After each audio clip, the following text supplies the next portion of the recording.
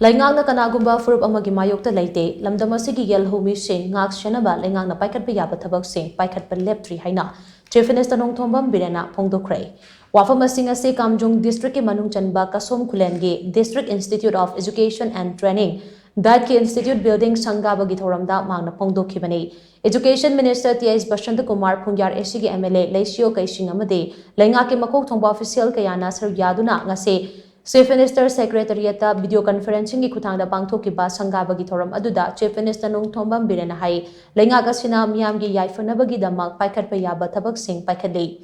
amata oina puna chawkhatminaba matamda lamdam asigi tongan-tonganba mafamsingda khundariba shingi marakta afaba mari thamba ngamgani kumja lising ani tarataret ki March thada Leingak asina Leingak lakpa matungda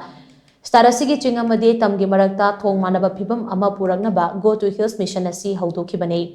Ngasi sangariba that building ase lupa crore mangaga lakh 64 changna sabane chawkot thaurangi thabak singda statue oiba seltumgi phibam da award pa mayok narbasu Leingak education sector dadi ahen mamityang thamle Leingak asina chingi tongan ba district singda health facility fagadhanaba matamga chunaba health kamari leinaba machine sing yauba hospital sing thamlagani Starasigi tongan ba mafam singda leiriba that center singi waliba staff sing amade facilities sing mankanaba yengshingani haina Chief Minister makhataki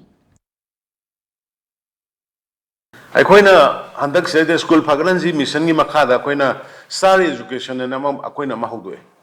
haiba star education ji karino har kanda school phagaranji gi da oja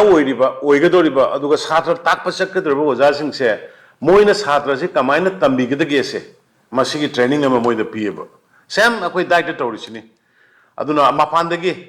USA dagi yauri German dagi yauri England dagi yam yauri moidu torkanda oja sing training pir kanda yam nungaibadi madugi star gi training du lairo matung da oja sing je satra dong to kholapani just moida yam enthusiasm lakba moida yam encouragement ama leibadong na hekta moisi lamjen chelage habi mong leibadong to budu ubada yam nungai aduna sigi hojiki kano waliba nogi staff waliba kholiba to godo madu mayam du ai men khanna yam matam da hoge state ki financial kari khara gi restaurant obani adubu education health hairiba area khare sidi koi paisa wai haidana to boya da bani ada lepa ya da bani na ai madu dai dai priority pinana ba akoi government ho chu hona jari adu ho chu hona ge